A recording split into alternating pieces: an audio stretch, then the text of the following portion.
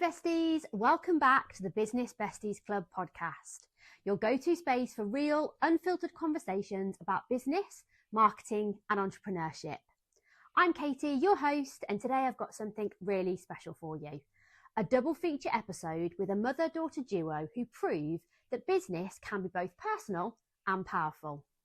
I'm joined by Sarah and Lois Hobbs of Hobbs Agencies, a Midlands-based sales agency representing giftware, toys and home fragrance brands across garden centres, farm shops and gift shops. Sarah has over 2 decades of experience in the industry and built this business from the ground up. Her daughter Lois joined in early 2024 after facing challenges in school, discovering she had ADHD and realising that traditional work setups didn't quite fit her. Together, they're not just selling products, they're rewriting what success looks like for women in business. So grab your favourite drink, get comfy, and let's dive into this inspiring journey of resilience, reinvention and family teamwork. So, Sarah and Lois, welcome to the Business Besties Club podcast. I'm really excited to have you both here. Thank you for having us. Thank you for coming. How are you feeling about being our first ever business duo? Feeling the pressure. Fine. No pressure. Okay, I'm going to get straight in because we've got loads of questions to go through and I know you guys are probably going to have a lot to say. Okay. So, Sarah, we're going to start with you, if that's okay. Sure. Yeah.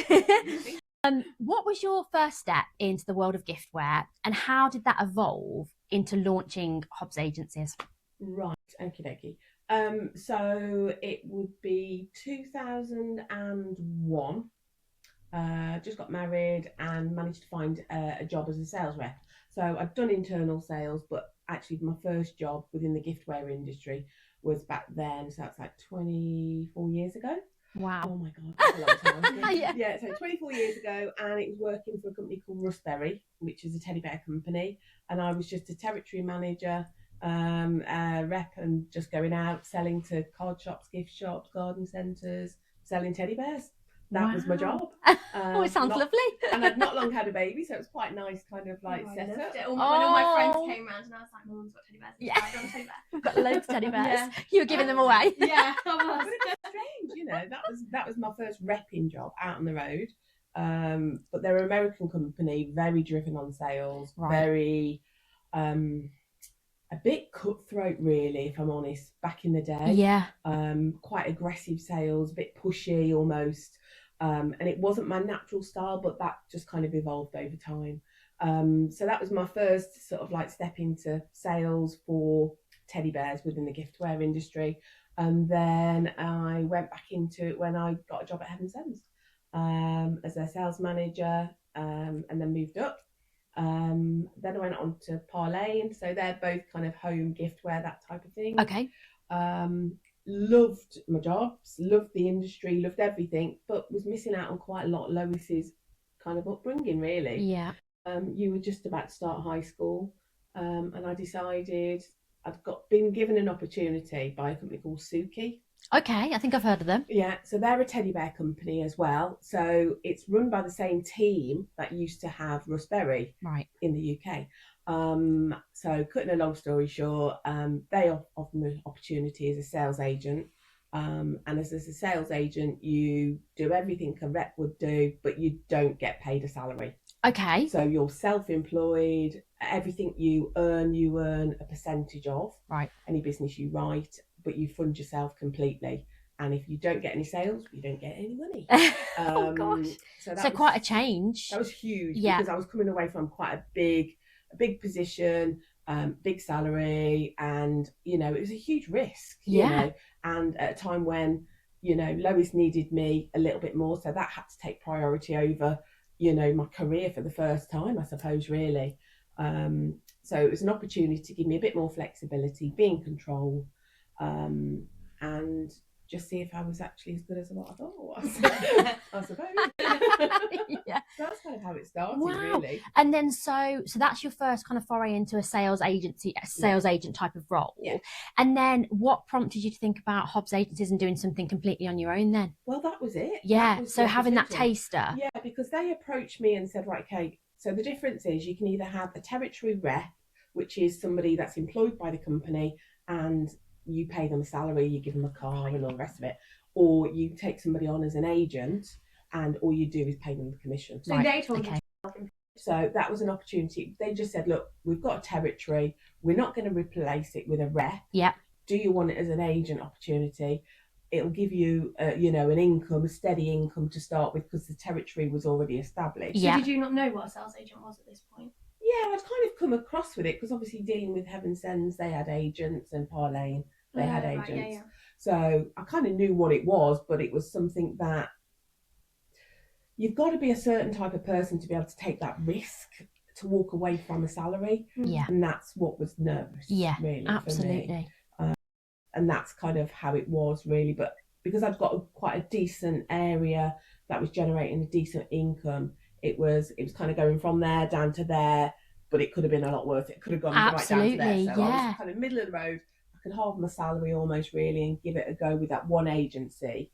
But then what happens is you then pick up other agencies with your reputation along the way. And then it just evolves, and that's how you get amazing. So really, that opportunity was too good not to be missed, I guess, because of the fact that you got to a big change from obviously working and being employed by someone, but actually that opportunity to have that established territory and then be in control of your own sort of. So it was a risk, but it was less of a risk. Than it could have been. Yeah, absolutely. It was just the shove that I needed really to be able to go for it. But yeah, still a big jump. Big jump, yeah, fantastic. So you covered a lot of ground, literally, over the years. What kept you going when it was just you and obviously commission only and covering all those postcodes? For me, money was always really important. Salary, I was very driven by money, success, things like that really mattered to me. And I'd kind of worked hard within the industry to have a good reputation. Yeah. So it was a case of if I didn't do it, nobody did it. Yeah. And I didn't get any money. So I had to get up every morning, and when I first started, it was Monday to Friday, but Friday I'd normally work from home and catch up on my admin, process the orders, doing all business, your own accounts. Yeah, all the extra things that come with being self-employed. So I kind of did that, but Monday to Thursday I was out on the road, but I could do it where I could drop Lois off at school if she needed me, or finish a bit early if she's got a school play or rounders match or whatever it may be. So it just gave me that flexibility that really for me I was in control. If Lois needed me, I could be there. Yeah, so and that's a big driver, isn't it? And I think a lot of people that I talk to that have now set up their own businesses or become self-employed, a massive driver is the balance that they're trying to get from a family life, whether you've got children or not. You might want to have a better quality of life and be able to go and do more things. So I think that's a massive driver when you are taking a leap like that. I think for me, I always thought I'd got to be the best role model I could be, which was kind of working hard, and Lois would see that, we don't just sit there waiting for someone to, give us the money. You go out and get it. So I've really done well within my career prior to becoming an agent that I'm very proud of. And I think I wanted to continue with that momentum really for Lois and make sure that she understood that was really important. But I had sold my soul to these companies, if I'm honest with you. And ultimately, that was never going to be my business. I could only earn a basic salary. I was limited to what I could do. And I think for me, it kind of being self-employed made me think, right, okay, I can actually earn what I want. I can do what I want when I want, be a better mom for Lois. And ultimately be more successful for me, and I was in control for the first time. And reap those rewards. Like you say, a lot of people work in corporate roles or for bigger companies, and they put their absolute heart and soul into it. And like you say, you sell your soul. Ultimately, you give absolutely every part of you, and that then sacrifices home life or other things. And you're just working for someone else. Yes, you're getting paid. But exactly. So I think that's also a massive lesson. And I think you and I, because obviously we've worked together in the past, we do sell our soul. We do give it our all, no matter what. We'll be the first ones there, the last ones there at the end of the day, and nothing was too much trouble. But it just never got me where I wanted to be. Yeah. You never want to the change balance. that, because that's like the Yes. best thing about you, but you just need to harness it, don't you? And Yeah. just understand. Absolutely. And I think, you know, it's not a bad thing at all. I think if you have got that kind of really positive can-do attitude and you are really proactive, exactly like you are, it's such a great trait to have, you know, and that's why you're so employable. People love you. And I think, you know, we've never struggled to get jobs, have we? Because of that fact, you know, none of us have struggled. We've all been really lucky, but I think that's because of the people that we are, and we put our all into it. But I think you do get to a point, I don't know if it's an age thing or a life thing or whatever, you get to a point and you think, actually, no one is going to be as you know, happy with this or whatever. I am just a number. I am just kind of doing it for everybody else. And actually, if I can work this hard for them, if I work this hard for myself, you know, what more can I get out of it? You know, so I just realised that at 21, luckily from you. Well, exactly. What an amazing thing to be able to do at such a young age, to be able to think, actually, you know, I don't want to even go down that path. I'm going to start where I, you know, start as I mean to go on. And then, you know, who knows where she's going to be? Who knows? But I'm also influenced by people like you and Mum and all of Mum's friends as well, and all these people you see on social media. So it's a different world now. Yeah, it is. Yeah. You see people take the risks, and you think you have more. You want a bit of that. Like, it's going to absolutely. Work, do it. Yeah, I think that's the difference as well, isn't it? I think that maybe, you know, you and I, Sarah, we've got probably a more traditional way of kind of working our way up through jobs and things like that, whereas now things are so much more accessible, like you say, and you do look at people's lives and think, okay, I want a bit of that, I'm going to make that happen. And actually, if you're the kind of person that you are and driven, you can do that. And I think that's amazing. So going off topic a little bit, but how did things shift for you then during and then after the pandemic? Wow, yeah, you can imagine we just moved up to Cheshire. So, you know, business was going well, it was doing good. It was kind of like new in the fact that I was away from all my family and friends. It was a huge step. Lois was just about to start college. It was a big move that we'd just done. And then within the matter of 5 months, we went into lockdown. Wow. So gift shops, independents, farm shops, to a degree, you know, they were all closed for such a long periods of time. Well, they weren't buying stock, were they? So, absolutely not. You know, that means ultimately I don't have a job. The only thing that was a godsend was the garden centres were able to stay open to a certain degree. Yes, of course. Some of the areas were cordoned off, so they couldn't buy, but then others they could. So thankfully, I've got one particular customer who was doing really well through Amazon. Oh, wow. So he was an absolute godsend, and he just kind of, that was his time. He was doing so well. Fantastic. Oh my goodness. So he would just ring me up and say, Sarah, I need this. So I didn't have to go out and see him because obviously you couldn't. But it just meant I'd still got an income coming in. Thankfully, the government had got some sort of like support system set in place for you know, self-employed people. So yeah, I was okay during. And ultimately, we had a great summer, so I made the most of it. And then when it was time to go back, that was when everything changed. Really? So buying habits had changed. A lot of buyers, if they had, even probably for 12 months after we kind of went back to normal life, buyers were buying online. They would just quite happily go on the website rather than seeing an agent. They were using Fair and things then, weren't they? So Fair became a massive thing. Yeah, Fair started to be introduced, and there was just other alternative routes to select products. They didn't necessarily need to see reps or agents. They'd become a bit more confident themselves. So, and, you know, to be fair, I kind of got a bit lazy. You know, I was at home, I was having a great time. Yeah, hard to get back into the momentum then of things really after such a long period. Really to the point where I'd even kind of questioned whether or not it was going to ever bounce back to what it had been. Because I've worked so hard to build up such a fabulous business that was giving us, you know, as a family, an amazing income, a great work-life balance. It was going brilliant. But then it was kind of once COVID had hit, I struggled, like most people did, to find the mojo again. Yeah. I was getting a bit older, you know, I'd got to start almost from scratch. Oh, wow. A lot of the buyers had changed because it'd been a long time. Yeah. And then I suppose you're trying to factor in that fact that people's buying habits had then changed because obviously the only thing we could do was go online to buy things, and everyone was having Amazon deliveries probably every you know, couple of hours. So then you've got a whole new sort of thing to tackle, I guess, with the role. Yeah. So the role had changed massively. I changed as a person and struggled with I didn't necessarily want to be travelling all the way up to Hull, all the way down to Hereford and Worcester.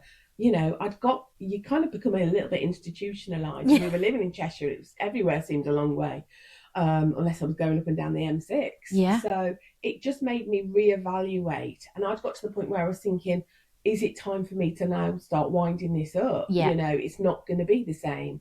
And then, within the matter of time, Lois and I started talking, and it was an opportunity, and the rest is history. As they say. So, Lois, I'd love to rewind a little bit and go back to school. So school wasn't easy for you, and you found out quite late that you are dyslexic.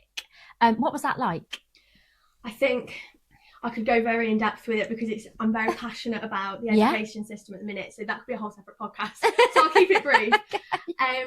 But I think I felt like I was failed quite a lot with school and the education system, if I'm being completely honest. Yeah. I was made to feel like a dumb blonde. I was made to feel stupid. I couldn't do everything and learn everything the way other people could. Yeah.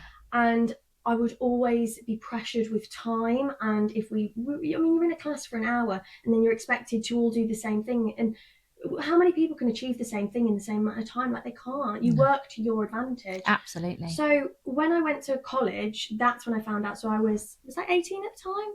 That's 16, almost nearly 16, nearly 17, is it? So I went to college, and within 2 weeks of being at college, my lecturer said to me, I think you're dyslexic, I think you should get tested. Wow. Within 2 weeks of being there. Now, I'd said this previously, we discussed it previously.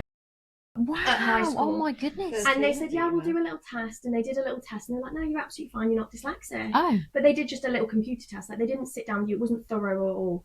So when I went to college and she said this, I was like, yeah, that's what I thought, but no one else has really understood that. And she was like, well, my daughter's dyslexic and I see a lot of the same traits. So she recognised the traits, yeah, of course. She understood. So I got tested for dyslexia. Obviously, then I was dyslexic. And I had so much support through college that I went from school, I barely passed maths and English. I forgot about all my other subjects. I was like, right, well, what's the most important? Maths and English. I'll revise maths and English because it's just a memory game. Yeah. School is just a memory game. Can you read the book and how much can you remember, and then sit down and be tested on it? That's all it is, which is not the real world. So I did that, and I just had loads of support, didn't I? I went from that to getting triple distinction star at college. Wow. Because I just had my laptop to work on. Yeah. I had extra time. I had someone sat with me just explaining things a bit more. Yeah. And it makes such a difference. Such a difference, yeah. Someone recognising the support finally. Yeah. She needed. It was a bit of a weird situation because you're kind of grateful that I've had that and I got that then, but you do look back and you're like. And also, I mean, not even from an academic perspective, just the fact that you felt treated differently and you felt that way, and you had to go through high school with that experience. That's your experience of high school now, kind of moving forward. Well, all my friends were in like the highest sets. Wow. So if I was in like a lower class, then I would never see my friends. So it impacts everything. Because I wasn't in the same friendship groups as my friends because I wasn't in class with them or anything, because I was put in a class with probably loads of naughty people that didn't care, but I was trying and I was like, I'm not getting it. Like I knew something wasn't right and I knew it wasn't making sense. I asked the school and they didn't do anything about me. When she was at home and she got the time, she was focused, she got no distraction, she was in a bedroom, everything was all tidy. She would sit there and she would produce some amazing pieces of work. My teachers would write on my homework saying someone else has done this for you at home because they didn't believe it was my work. No. But that should have been a sign that was picked up on. Like, God, her homework's so much Absolutely, better. Rather than just be accused of someone else has done your homework. Yeah. It's like, well, why are you doing better at home? Yeah. What is happening there that's not happening at school? And you'd think straight away there'd be some light bulbs going off. Clever people. I mean, hindsight's an amazing thing, and with everything we've learned from that, like, you can't beat yourself up too much about it because. No. When you don't know about dyslexia and you don't know about ADHD and all these things now that become more relevant, that were a thing ages ago, but nobody really talked about them, or nobody really, acknowledged them or whatever. So you've mentioned about ADHD. So obviously you later in life found out you had ADHD as well. How did that change your perspective on going into kind of the working world and what career you might think about? Because I know you've had that really good help at college, which has been amazing and changed things for you, and obviously you've done so well. But then with the ADHD diagnosis, what did you think then about going into the working world and what would happen next? So I found out I had ADHD actually at Christmas. So I was already with Mum. So Christmas just gone? Yeah. Wow, I didn't even know it was that recent. Yeah, okay, wow, so it's brand new. So I was 21 when we were being tested for it all, and by the time it got official, I was 22, wasn't I? Well, if you go back to a stage when, so she obviously got triple distinction star, you know, A-class student at college. I went from being bottom of the bottom at high school to being top of the class at college. Wow. And it was just such a bizarre thing that it was like, oh my God, like, I just needed to learn. And all along you were capable of all of that, and it was just being given the right support and the right tools to be able to do it. Never thought I would get into university at school. Never thought it would be an option. Wow. So when I got the option, I was just so excited to go. I was like, amazing, always wanted to do interior design. I'll do that, amazing. That's just what I want to do. And I went for a year and didn't get the support. So when I didn't have the help, and that's a lot of independent learning at uni. Yeah. So that went back to high school then, where the education system isn't up to scratch, doesn't help people like that, or it can to a certain extent. I mean, it does vary, but I haven't been fortunate with it. It depends on the type of person, and if they understand you and they get it. And unfortunately, I had someone that didn't. Oh gosh. So then I left uni after a year and joined an interior design company. I saw an interior design company locally, went into them and dropped off my CV and was like, if there's any job that comes up, or there's anything that I can do, you think I could help you with or get a job, I'll do it. I would love that. I'd love to do it. I'm doing it at uni, but I'm so more hands-on. I want to learn in the working world. And they came back to me and they were like, we really like you. Like, we'll make a position for you. Okay. So I did that for a year, and again, being a bit like scatty, that's why the ADHD comes into it, which I think there's a lot of signs looking back on it now. So I think you don't change your life after finding out you've got ADHD. ADHD does control your life to a certain extent, where you will just be on that path, and it does just evolve that way anyway, because you can't be restricted to 9-to-5 jobs and things like that, because it does get the better of you. Like it really affected me working for a company where she was going to an office and kind of sitting in a small office with a lovely team, but she couldn't sit still. They don't understand why she can't sit still. Yeah, and because I'm younger already, like, these are all people just trying to do their jobs. They're going into work. They're doing it to earn money, because they're more mature. That they're living their lives. They're doing it for a reason. Yeah. I felt really self-conscious that I just looked like some 18, 19-year-old girl that just came in and for a bit of fun. And was just not like, taking it seriously. This job's great, amazing. Yeah. So I was so self-conscious, because I was like, I'm never doing good enough. I'm distracting people. Like, what? I can't work in this environment. I just couldn't do it. Yeah. And I loved going out on site with interior design, because that was the best thing I could do. I was in my element. Yeah. It was great. It's your creativity. Absolutely. Which we always knew was my strength. Yeah. But it kind of, you had to learn the sort of like interior design, you know, the processes to go through. And you can chat to people when you're in the office. You can't speak to people because everyone's head down and working hard. Exactly. So those experiences then of going to work in that role at the interior design company, you probably had thoughts about maybe ADHD perhaps before that, but was it that cemented it, and you thought, right, I've got to figure out what it is that makes me so kind of well, my cousin got diagnosed with ADHD, and she spoke to us when she came over, didn't she, about it, and she said, oh yeah, I've got ADHD, I've been put on these medications, and this is what it was.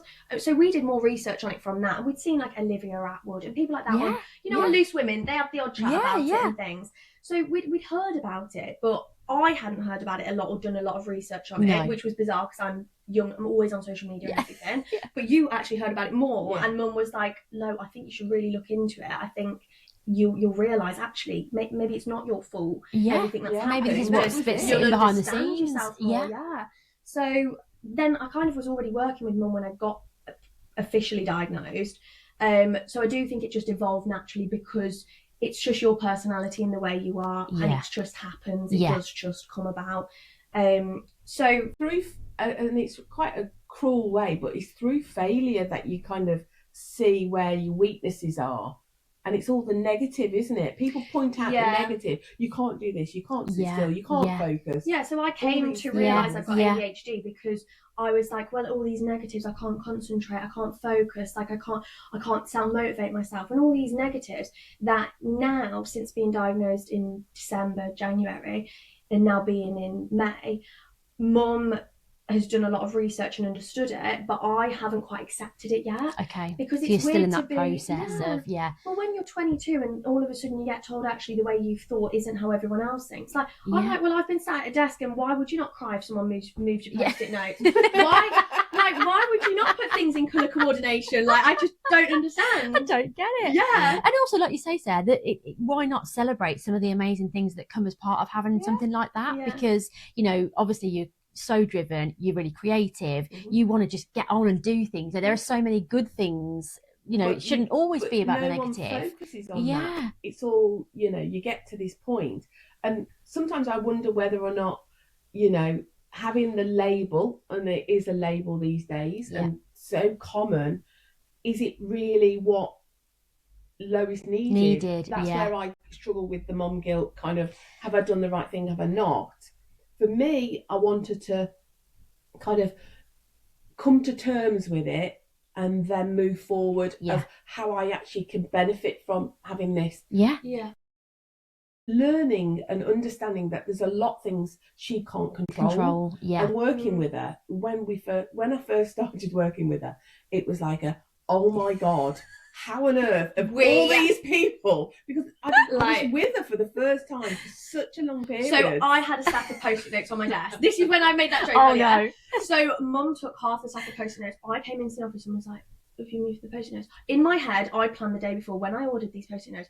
Right, okay, this was going to be this colour, this was going to be this colour, and organise it. No. So then I burst out crying, and Mum was like, "Look, just chill out, like the post-it notes." And I was like, "You don't understand." Polar opposite. Yeah. I was like, who the hell have I got here? And then my dad's like our little mediator, isn't he? Yeah, so in the middle. Yeah, so he just deals with that. So he was like, no, you need to calm down. Like, why are you getting so worked up about it? So from that perspective, it explains so much. Yeah. So I was like, why am I crying over post-it notes? Yeah. But the thing is as well, I suppose, like, I totally get it. So you're thinking we didn't need the label, but actually you've got to look at it in as positive, because now you understand so much more. And, you know, you can look back and think all those challenges that you face, all those things that kind of you actually thought, well, why isn't everyone else on board with the way I feel and think? At least you understand all of that now. And I suppose moving forward, you're still coming to terms with it. But all I would say is, you know, don't let it define you, because that's fine. You may well have ADHD, but that's not who you are. That's something that goes on behind the scenes, and you'll learn to navigate that in whatever way you see fit, won't you? Exactly. And it's got me to where I want to be in life now. Like, I'm 22, I live independently. It's made me try loads of new jobs, meet loads of new people, learn loads of new things. I think it's helped me overall. I'm just trying out some medication now to see if that helps. Okay. Because that's quite a long process. So we've had to do that privately, because again, I would say, like, the system works. It was a 6-year wait list if I wanted to be diagnosed with it. So we've had to pay privately. Wait 6 years. No, not with any more post-it notes. No, absolutely not. The business would not be where it is now. So we went through the process of getting the diagnosis, then a case of you have to review it again. It's a huge drama, and this is where something has to change, because Lois is just one person. And if you've got ADHD, there is no way I'm going to be going back and forth with emails doing that, because I'll forget. Yeah, and I can't be bothered, and I get bored of it, and I'm like, oh, whatever, just leave it there. Yeah, if people haven't got the support of, like, a parent or a friend or whoever, a partner that might see them through that process, like you say, they're not going to. Their condition will prevent them from seeing it through. Exactly. Yeah. So it's just, but it's just the process of the NHS there, and then you've got the process of school and how school works, and it's like the world's evolving constantly. Yet the education system has stayed the exact same. Yeah, that's not in line, is it, with what everything else is going on? Unfortunately, like, school does not encourage you to be self-employed and encourage you to start your own businesses or work with family and do that. They kind of put you in this, like, schedule of that you don't fit into, and if you don't fit into it, you feel like you're less. Yeah, and I think as well, it's so early on that you're supposed to decide and know what you're supposed to do. I found that very, very hard. But as well as I do, we've kind of evolved in these roles. Yeah. As we've got older, and obviously I'm a lot older than both of you, you know, and it's like, when you find your path, it's amazing.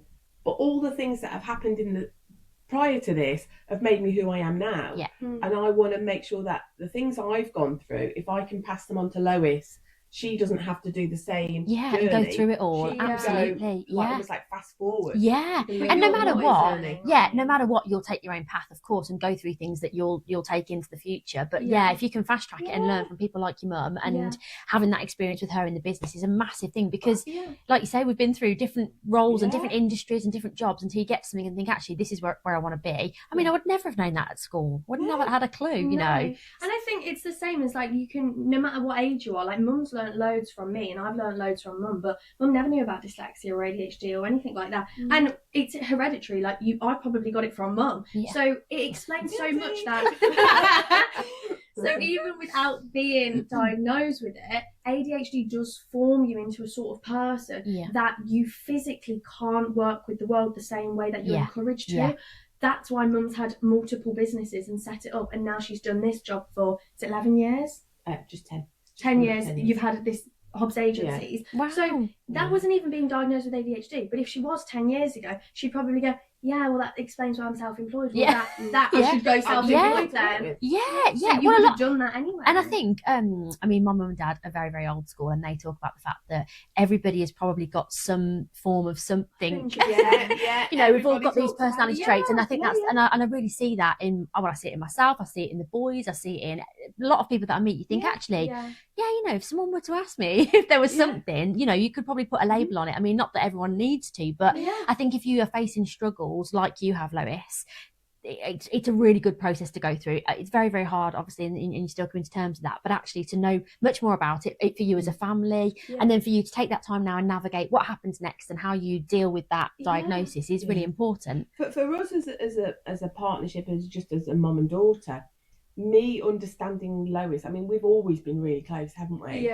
But this is like next level. It's like the calm. I am a different person because I understand she can't help what she does. You know, and there's nothing wrong with that.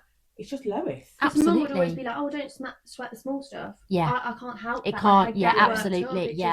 It just forms itself in that way. But that's, I mean, your approach to things with Lois now must be totally different, because you completely understand what's going on in her brain and how to navigate that. And I think in a business environment, I always felt misunderstood, or like, if people don't know me, that's why I'm such an open book. And I get that from mum. Like, I will tell everyone everything. And I don't care. Because it's like, well, we're part of this world. Like, no one really cares that much. And life's too short to worry about what everyone thinks and all those sorts of things. Exactly. So working with mum now, it's great because I'm working with someone that understands what I get stressed about, so can help me be the best version of myself, not only as a person but in a business aspect, and achieve money through being the way I am. Absolutely.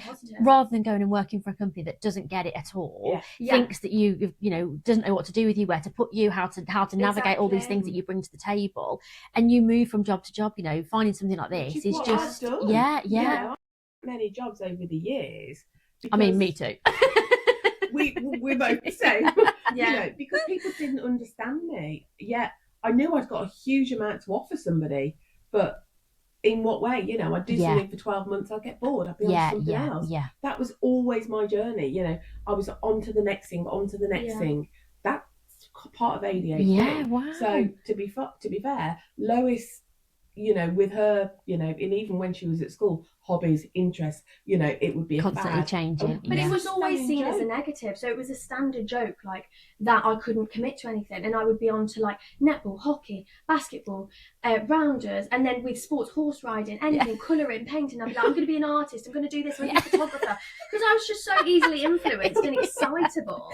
Like, I could get excited about a crisp packet. So it's just anything, like, it's great for sales. Really good we for should have sales. thought that sooner, really. Absolutely. But it's just who you are. Like, you just learn to navigate that. And like you say, that's not a negative. I mean, look, you've gone through and experienced loads of different things. You've tried all those sports, you've tried everything, you know, and eventually you might find something that you like along the way, and you stick with that or whatever. Well, it's a positive because I'm not afraid to try new things. Absolutely. And I'm not afraid to take the risk to do it. And I love the fact that we are all capable of doing so much and have so many different strengths, and people have things at their fingertips to learn a new skill and a new hobby. And I think it's amazing that we could have 5 different hobbies and do loads of different things all throughout our life. Absolutely. I think you've got to make most of it. I think you have. I think this is absolutely brilliant. So when you did join your mum at Hobbs Agencies, and that was early 2024, is that right? Yeah. So what was that first experience like? I think your first day was at the NEC. Is that right? Yeah. You're gonna do it. Yeah. Go hard or go home. Yeah. basically, I mean, who's going to push you more than your mum? And your mum being Sarah Hobbs. So, yeah. So I left my job.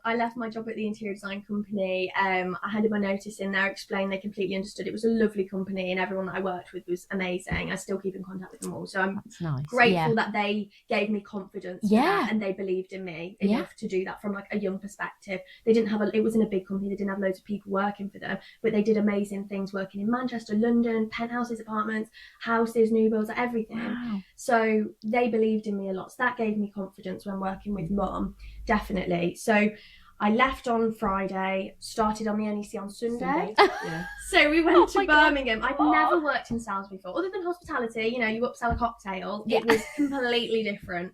So I was on the bus, and I remember the whole way there, I was on the bus and I said to mum, don't leave me alone. I was like, please don't leave me. I don't know what I'm doing. I don't know any of the agencies. Like, I hadn't learned the products, hadn't learned the prices, hadn't done anything. No, you were just going to go and go for Literally, the definition of a deer in headlights. Yeah. So I was on the bus and I said to mum, like, don't leave me. We were there 2 minutes and mum... She was off. She was off. I was like, brilliant, amazing. So I've just got to blag this now. True sales techniques you are learning straight away from the get-go. I was just put in the NEC on a stand trying to sell soaps for the English soap company. I didn't know the prices. People gave me cheat sheets, so people gave me a little cheat sheet because the business was great. They were helping me that's out amazing. Okay. So I met everyone there. Everyone was lovely at the NEC. All the customers, I recognised a couple of them. A couple of them knew who I was because mum had gone in and been like, oh, my daughter Lois. And so they knew of me. Absolutely. Me talking about my daughter for like 10 years. So they were like, oh, and this here is you are. Lois. Yeah. So it was a nice warm welcome. Yeah. But it was overwhelming. But I think for me, it was the best thing ever because you are just thrown into it and you either sink or swim. Yeah. And I swam. And that gave me confidence to do it. And how amazing. So was that, what fair was that? Spring Fair? Wow, so the biggest one. Yeah, if you're going to do a show, do the biggest one. Yeah. So she just did incredible. So you got your iPad, processing orders. Yeah, I'd never processed an order before this either. So I was on the iPad and I was figuring it out. But obviously it was like straightforward because it's like online shopping. Yeah, exactly. Right. Yeah. So it was similar to that and chatting to people. Like I've always been confident and easy to speak to people. So that was fine. I wasn't nervous about that. I did want mum there for comfort just in case. Yeah. But mum didn't want that, so she decided not. I'll leave her. That's fine. She was off making her money. Yeah. So, and the thing is, I found from my time working with Sarah and working in the giftware industry, it's a lovely, lovely industry to be in, and absolutely. Most people are wonderful. And you go, and yes, God, those fairs are the hardest work you'll ever do because they're long days and you're on your feet all day and it's busy. Definitely. But it's so much fun, isn't it? And we had a lot of fun when we worked together. And we'd go away to Harrogate for 9 days at a time and whatever. And it would be really good fun. And the people that you surround yourself with, they're all, it just, and that's a great thing for you, I think, to be welcomed into that sort of industry because everyone's so lovely and it makes it a lot easier. And it motivates you as well because you go there, you're around all these people, you see how successful all these people are. And we're selling soaps and candles and teddies, like it's all amazing, gorgeous things. Like we love what we sell, so it makes it so much easier. Absolutely. I was going to say, if it was something that you really weren't keen on, my goodness, that's so much harder, isn't it? Hard sell. We're very lucky in the fact that we've got some amazing agencies, haven't we? Yeah, definitely. And we I've always taught Lois to be as genuine and honest and just sincere as you possibly can. Don't sell something if you don't think it's going to work. Yeah. Just pass it on to the buyer. Let them make the decision on that. They know their business better than what we do. But we're there to help and advise them the things that we've learned from other companies. Yeah. So I think if you're just honest and sincere, it kind of comes across. And I think Lois is being really well received into the industry. I think that comes natural with our personalities, though. We can't put on a front with sales because our personality. You wouldn't allow that. If you didn't like something, it'd be really hard to say. 100%. I really think you should have that, and you're not that keen on it. But I suppose, fortunately, and what I used to find is that out of all of the products that we used to sell, there were loads of them that I loved. So it was really easy to kind of focus on them and say, actually, I think these will do well. And they were always good sellers and things. And people connect with people, so they see the excitement in you. I mean, that's the best thing about the ADHD side of it, and just personality-wise. I get so excited about things. So when I get excited and passionate, like I people see that and they buy it and they believe you. Well, it's contagious. They know you believe it. If you're genuinely feeling excited about something, people all want to feel the same, won't they? Yeah. They'll think, oh, actually, you know, she loves this. I People really just want to, you jump know. on board because they're like, I want to be Yeah, excited too. yeah, me too. Come on, life's too short to be miserable. Let's do it. Absolutely. Exactly. So, what is it like working together as mother and daughter? Do you have set roles, or is it very go with the flow? It's kind of evolving, if I'm honest with you, because originally, obviously, Lois had to learn how to present to a customer, you know, what samples to take. Had to learn from scratch, didn't I, really? Yeah. So you got to understand, she had to understand what the business was when you were in front of a customer, but also there's an awful lot that goes on behind the scenes, you know, sort of like the administration, the emailing, the Instagram, you know, the social media to kind of create a bit of a sort of excitement about the brands. Well, that's something that Mum never really did before. So we evolved because we kind of work well together because we complement each other. Yeah. So if Mum wasn't massive on Instagram, that's something then that I'm like, well, why would you not just post all the pictures on Instagram? I mean, you've got it there then. Yeah. And it's just It little like, things for that... me, you know, historically, because being self-employed means you have to put your whole kind of faith in yourself, really. Because if you don't go out and get the sale, you don't earn any money.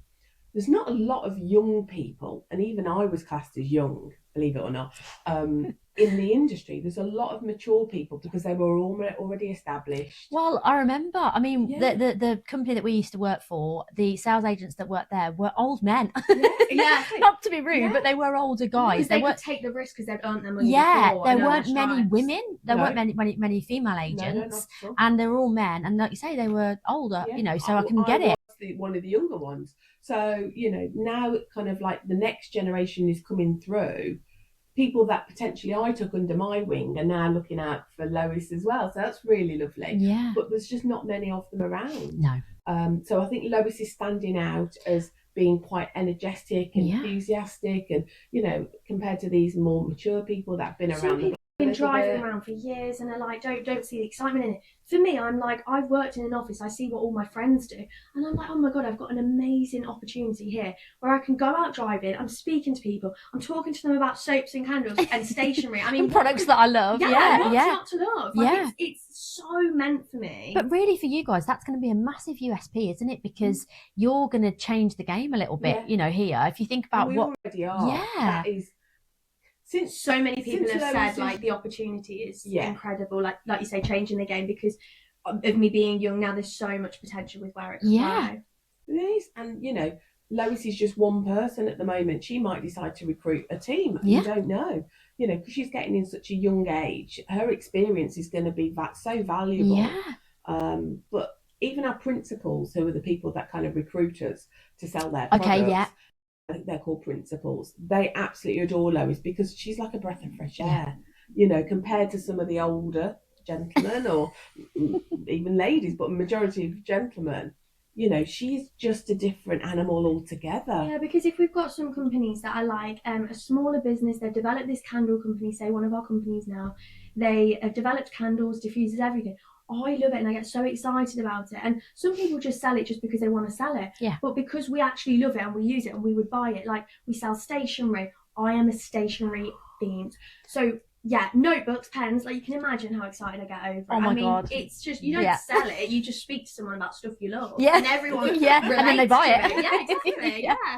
That's amazing. So it's worked well with so that. your roles, I guess, are naturally evolving into what they're going to be, aren't they? And one of the things that we're doing and we're purposely doing is, so, you know, for instance, we talk about this, one of the stationery companies. So we've got a company called If, and Lois, and they kind of come in. You can imagine most of our garden centres, most of our customers are garden centres. Okay. So they will have a full spinner. So they'll buy the stock from us, and then it'll get delivered in probably a week later. Lois will go in the following week and actually merchandise the whole thing. Oh, okay. And there's not many agents that actually do that because they're just in it for the sale and then they're on to the next.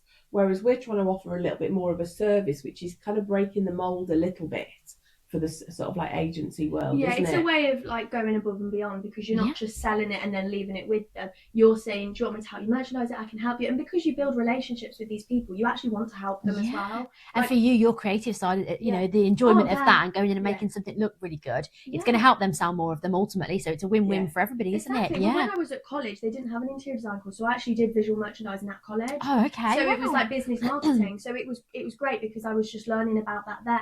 So I love doing window displays and all these stands and everything, like, and table displays. So I mean, between us both, like, we love it. We both get so passionate about it. We get touchy because I'm like, no, I wasn't going to put that there. Don't.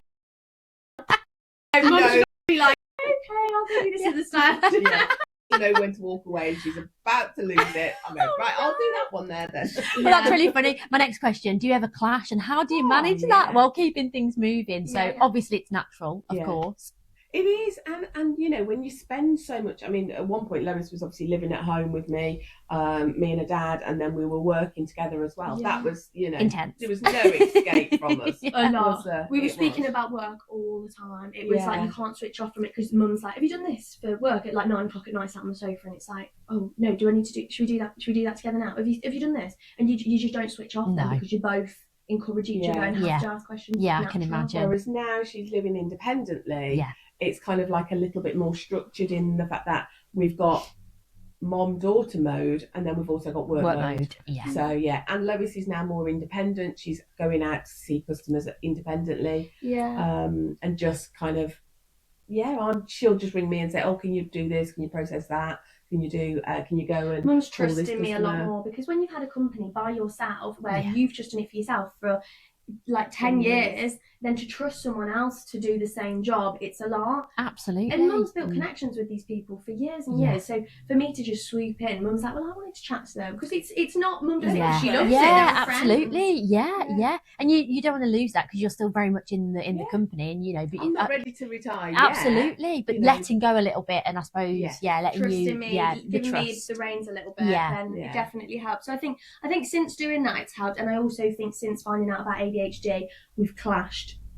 We've literally not clashed. Well, there's a massive understanding there now between 100%. Both of you. You're so on the same page with absolutely everything, which can only be a really good thing from a personal perspective, but also obviously for working together and trying to grow a business.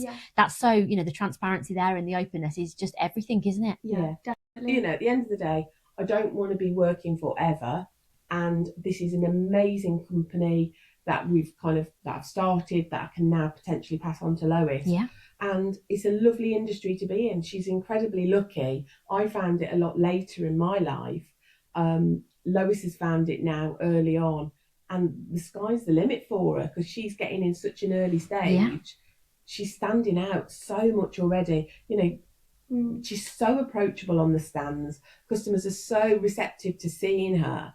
And they look forward to catching up with you, you know, and she's full of energy, and she is bubbly and gregarious and all these lovely things. And this job doesn't try and harness it, which I think most absolutely would. And I think you're not taught a certain way. I'm learning from Mum, who's you're paving the way now. You know, you can learn everything from your mum about the business and all the way to kind of do things. But you're going to ultimately create kind of what comes next, aren't you? And shape that however you see fit, or however you kind of it naturally evolves, which is amazing, because there's not many companies that, you know, like you say, that can happen in. And allow it to happen. Sarah, what does it mean to have Lois in the business with you?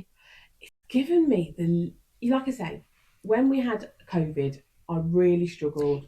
Things had changed, lost my way, didn't know how it was going to work out. And I think since Lois has joined, I feel like I'm like 10 years younger.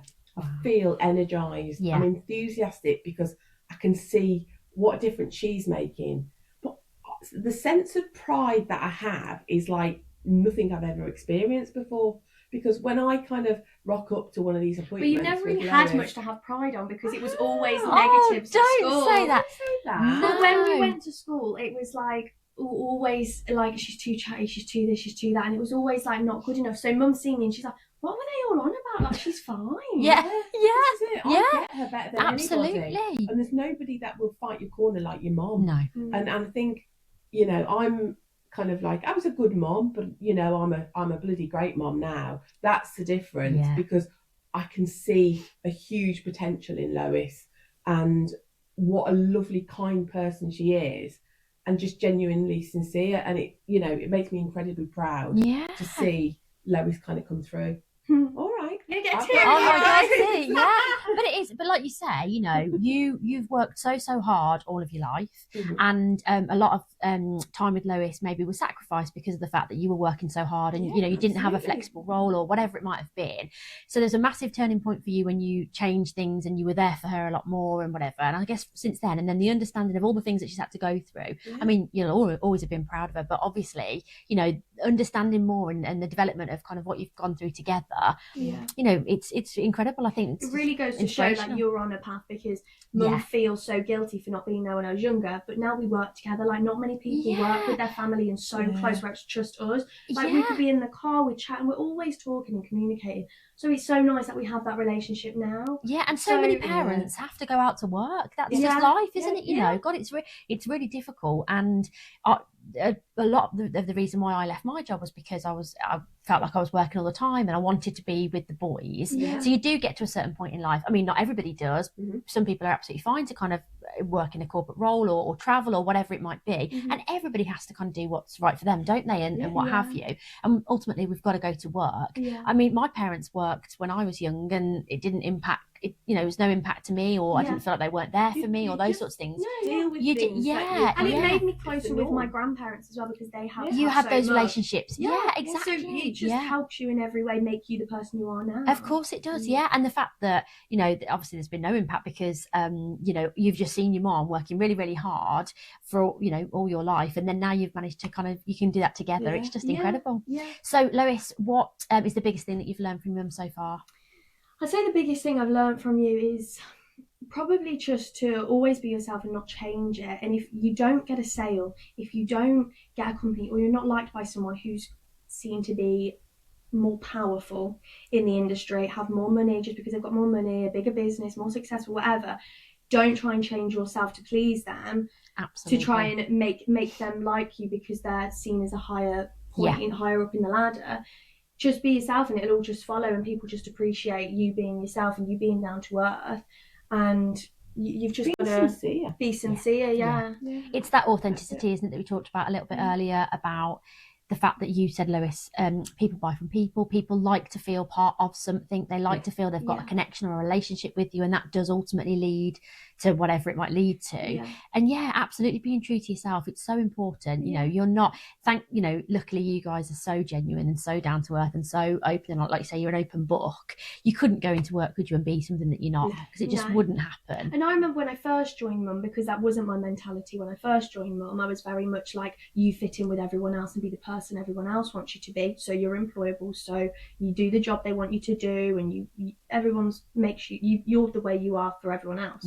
Whereas with Mum, she would say things and do things and I'd be like, oh, why are you doing that? How, like, you shouldn't say that to people like that. Whereas mum's just like, well, if I don't like it, like, I'm not bothered. Like, money will follow and everything like that comes, but if I'm just happy and I'm living my life and like actually, me, then it all comes. Do you find that people quite appreciate an honest approach to things? You know, yes, absolutely. it might break the mold a little bit. It might be, you know, you're not pandering to everything they want to hear or whatever. But actually, that's quite refreshing, and not the way everyone else is doing it. So it's quite nice that you can be that person. I think the secret is just always do what you say you're going to do. So if you say you're going to send them some information, send it. If you say you're going to go and do a merchandising stand, go and do it. You know, just be sincere and honest. And just, if you say you're going to do it, do it. See it through. Absolutely. I think that's so important. So I know we talked a little bit about the roles in the company and how they're kind of evolving over time and the things that you're taking on. When you do your client visits and things, are you now looking at, like, you'll have your own patch or you'll have your own postcode area, or is that something that you'll get to maybe eventually? I want to get to the point where I kind of run the business more at home. Because, like I say, since COVID, buying patterns have changed. There's a lot of people that are quite happy to receive information via email, telephone call, Zoom. We do a lot of Teams, you know, lots of different route to market now. So rather than me getting in my car, travelling for 3 hours to present for an hour and then come back, I can actually achieve a lot more in a day by being on the Zoom and presenting that way. So it's kind of, for me, I want to get to a point where I can be as efficient as I possibly can at home by running the business for Lois. That's definitely a weakness of hers at the moment, would you say? Yeah, definitely.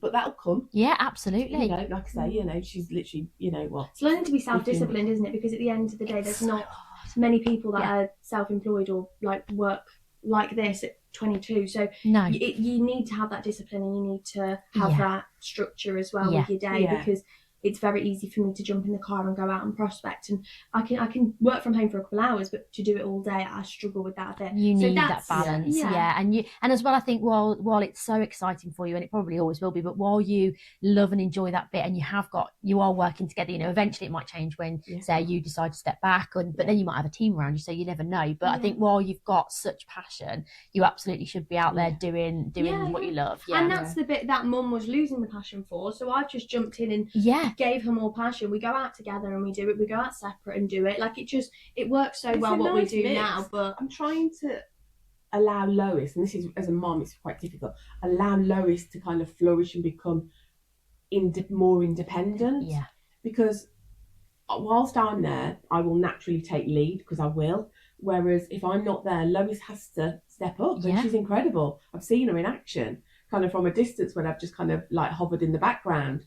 And if I can do more of that and just let her do her thing, she'll feel more confident, and that will continue to grow. I think we've just constantly got to keep communicating to make sure we both know how each other feels and what we want to do. So if I say to Mum, I've not really done much by myself, I need a bit more confidence. Like, you get confidence from doing things yourself and then benefiting from it. And also, like, if you make mistakes, you learn from it as well. Absolutely. Don't you? So, and I always think as well, it's you learn so much more, I think, from putting yourself in those situations where you probably feel the least comfortable. You're pushing yourself. You might be hard and it might hurt for a little bit, but actually you learn so much more from them. My dad always said to me, the one job you hate the most, do the most.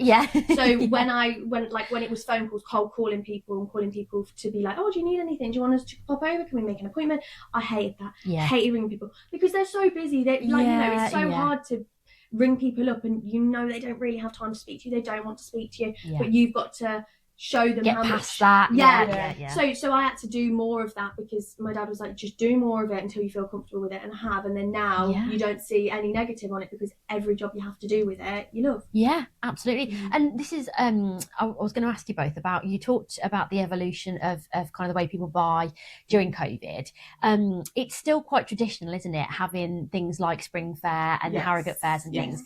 What do you think about that in terms of the future? Do you think they'll always continue? Because I think so, because it's your opportunity as a buyer to actually go and see new product. You're relying on people like us to present to you and bring new products to the market, in effect. But as what we're seeing is there's not a lot of new blood coming into the industry, the youth side of it. Because not many people can take a risk and not earn a guaranteed income. I also never really heard of the job. I don't know what a sales agent was. You know what a rep is, that you hear of things like that, but I never knew it was a job until I fully started working with Mum and understood what it was. So it's kind of, I think for me, I forgot the question. What's the question? That's okay. I was talking about the future of the in-person sort of shows. So I think the shows will always be important. It's a huge expense to the companies that are obviously funding it, in effect. It can cost 30-40 grand for a stand, and some really. Well, that's with lights and just the space. I remember. So expensive. But it's great PR for them. It's getting their brand out there, and it's a great opportunity for buyers to actually see the products all in situ and in a display, and how amazing it could look all as a big collection.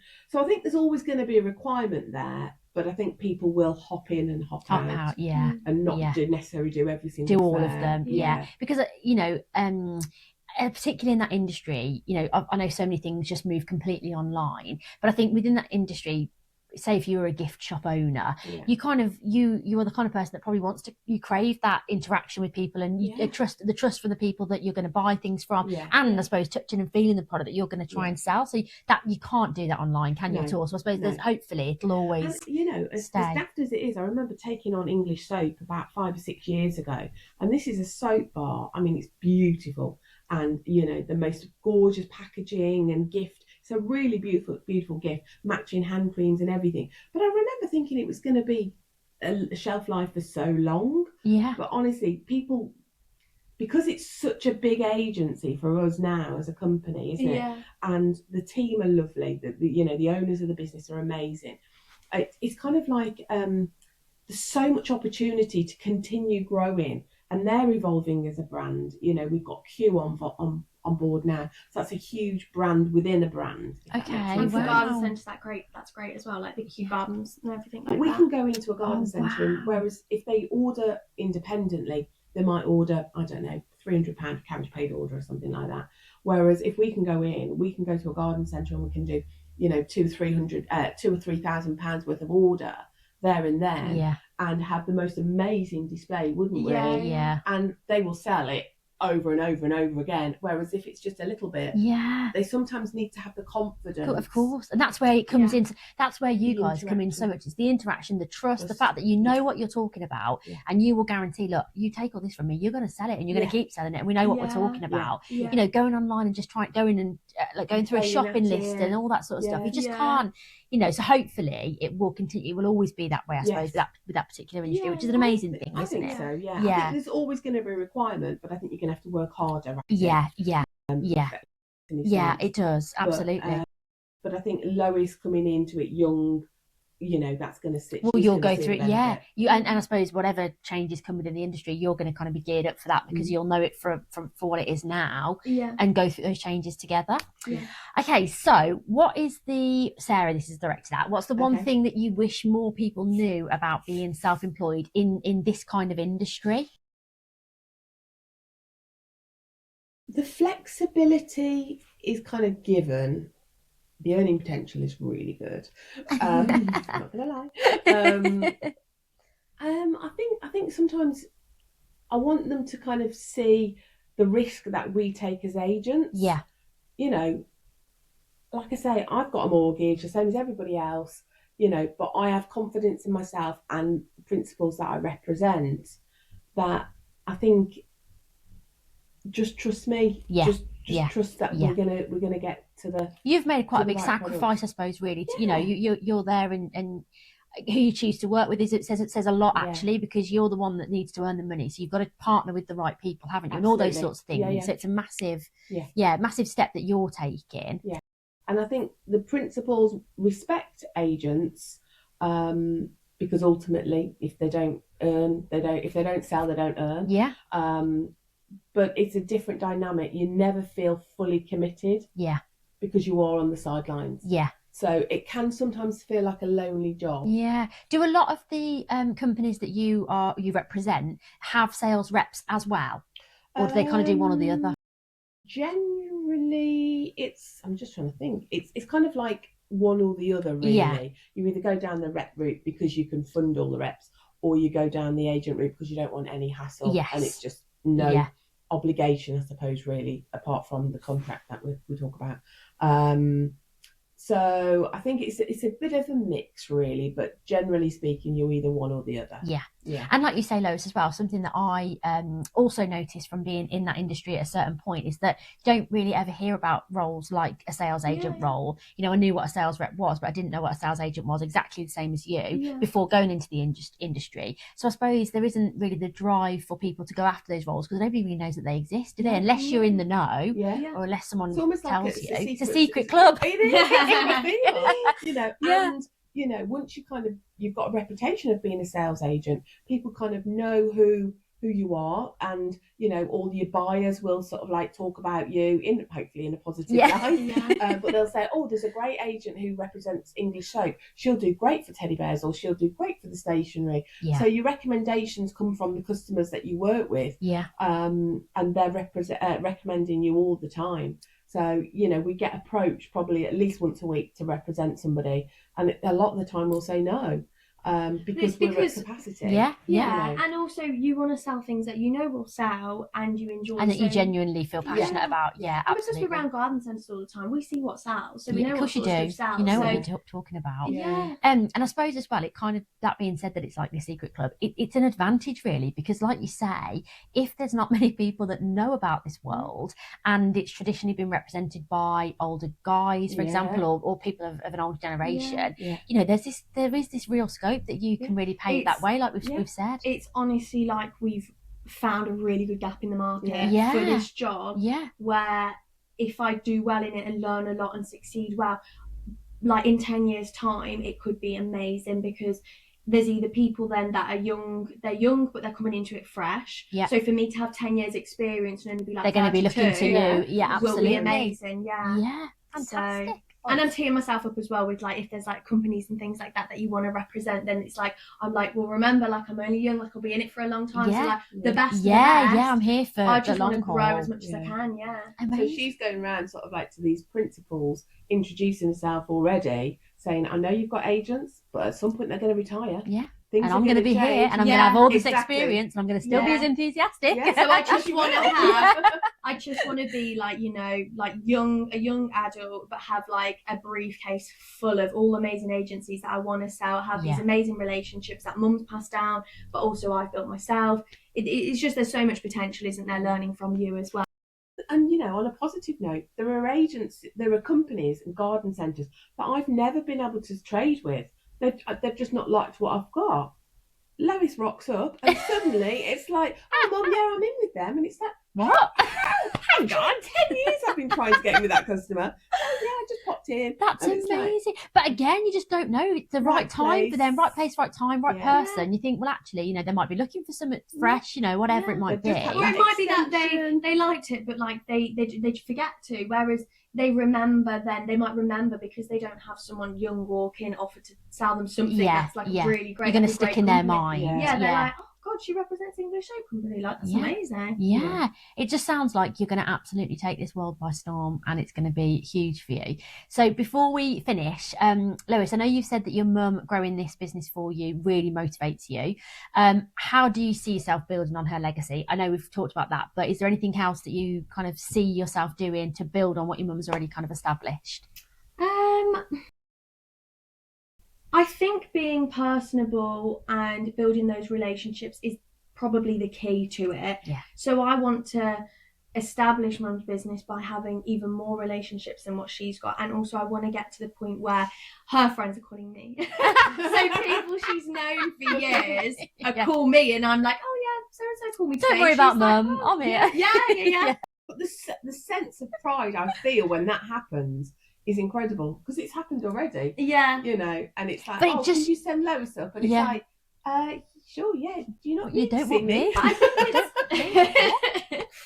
think it's the trust and stuff though, isn't it? Like, people have trusted Mum, like I trust Mum with everything. So buyers trust Mum's perspective and Mum's outlook on things. So if I learn from Mum, exactly, you only trust that you're like a real person, like we're a real family. She's like a mini me. Absolutely. But the thing is, the people that you've worked with for all this time are going to, like you say, they've known Lois since she was born. They've grown, you know, she's grown up with them sort of, and they're going to know she's learned everything from you. So obviously, it's only a kind of compliment to you, really, that the fact that they'd be quite willing to trust Lois and work with Lois now, and it's amazing. I mean, I don't have to build on a legacy because people just know that she's got the legacy. You're just going to continue it on. And Sarah, what excites you most about the future with Lois by your side? I think just, you know, there's not many people that get to work with family, and in particular their children. You know, you do anything for your children, but for me, having Lois by my side is just the most incredible. She's my bestie, and I am very lucky. All right, stop getting theory again. I've done awesome today. Proud mum moment. Exactly. She is incredible, and I know she's had a lot of difficult times, you know, school, you know, the dyslexia, the ADHD we talk about, you know, but with the industry that we've chosen, or I've chosen, it's suited me, and I think she's more like me than you know, most if mum parents, succeeded mother in and it, then daughter. I'm going to Then it's succeed for you. in it. Yeah, definitely. And I absolutely. can't wait to see that. To watch that happen. Yeah. Absolutely. And I'll be sitting there cheering her on all the way. And if she's told me I'm not allowed to retire, I've got to always attend the trade shows with her. Yeah, she's always coming to the shows with me. In your wheelchair or whatever it is. Yeah. I'm afraid. Yeah.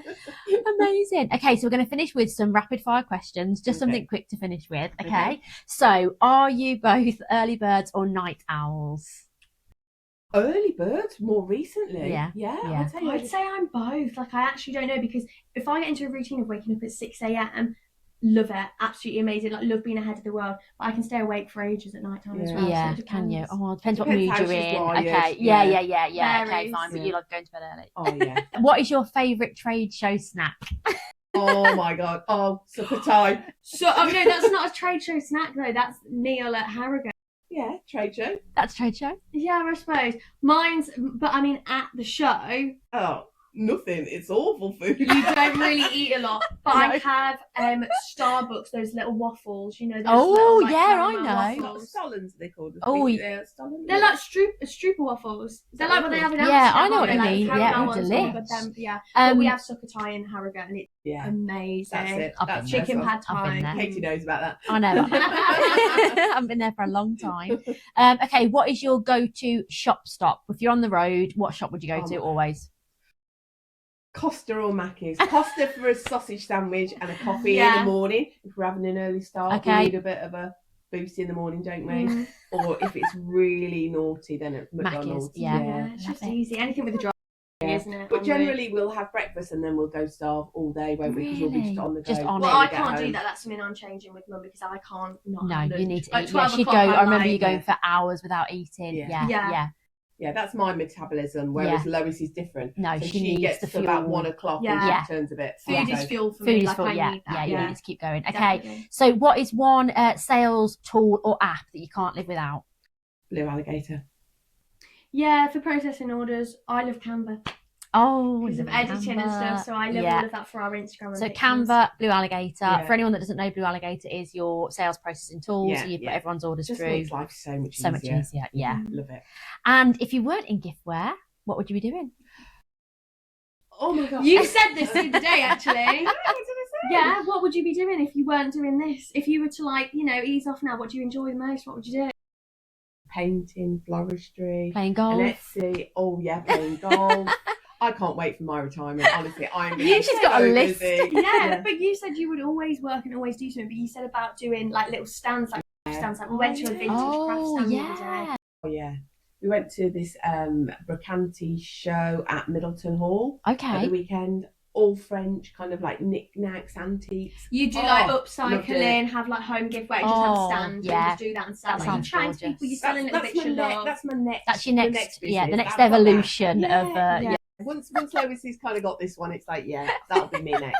I feel like I've still got a lot to give. Yeah, Something absolutely. else to do. I've got another phase ahead of me yet. I don't know what I'd be doing if I wasn't doing this. I think if It feels like it was made for you, doesn't it? Yeah, I do feel like out of all the jobs in the world, I do feel like this was made Yeah. for me to just be myself and work the way I want to work. But I think attached to this, like I would love to be on social media, like I'd love to influence other people, like how you do, like with marketing and like everything like that, just speaking to people, interacting with people, helping other people's business and sales. The things that you can focus on is the fact that, you know, you're another successful business person, within the world, businesswoman, but you've had a lot of difficulties, and I think you need to enhance that and try to pass that message on to more people. Yeah, that's what I do. If I wasn't doing this, I Yeah. would love to be in the public eye, or just if it could reach to anybody, just to express that the school education system needs to change and something needs changing, and people need to understand more about ADHD, and that it's not like deemed as this thing like, oh, you've got ADHD, or this is a problem. And it's not that it's all framed like a problem, but it's just kind of like needs to be accepted that people then just learn in different ways, more in the business world, not in the perspective of with friends and family. It's like, oh, but that's your strength, you're just chatty. It's like, well, actually business people need to understand that when they employ people, that it doesn't make a difference, and it's absolutely fine. 100%. And actually, if you think about it, with the evolution of the business and you kind of moving in and doing different things,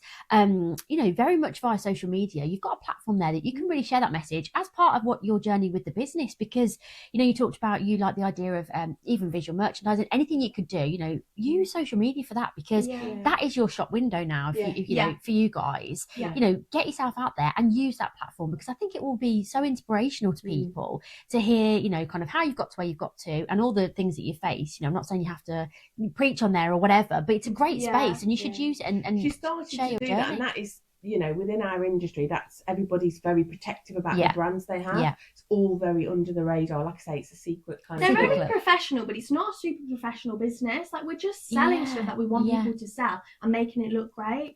And building friendships along the way with people. And buyers are becoming younger and younger, aren't they? Like you've said, like, I would love to be a buyer. Like, I'd love to do that as well. So when I'm selling to people, I'm selling stuff that I would want to buy from them as well. But the thing is, like, say you've got so much scope and you could really...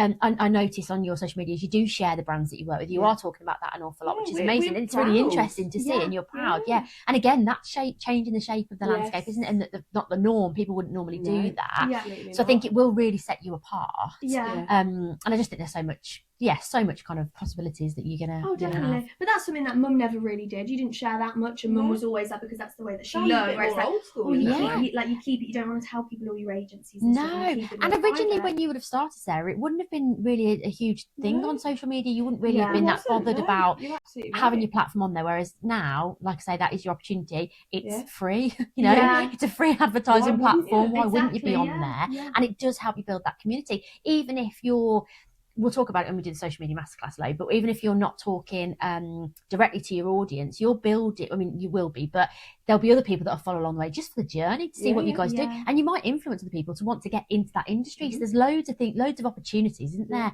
by doing something like that? Yeah, definitely. It has been absolutely amazing. Thank you so much. You've been such good guests. Honestly, I could sit and talk to you all day. So thank you so much for coming on. I could sit and talk all day too. No, it's been wonderful. So thank you so much. Thank you for having us. You're so welcome. How amazing was that? Thank you so much to Sarah and Lois. If today's episode inspired you, reminded you of why you do what you do, or made you laugh out loud, don't forget to tell us. Tag us on Instagram at Katie Clayton Marketing and share your favourite part of today. Don't forget to follow or subscribe to the podcast so you never miss a new episode. Until next time, keep building your dreams, trusting your journey, and showing up as the bold, brilliant business bestie that you are.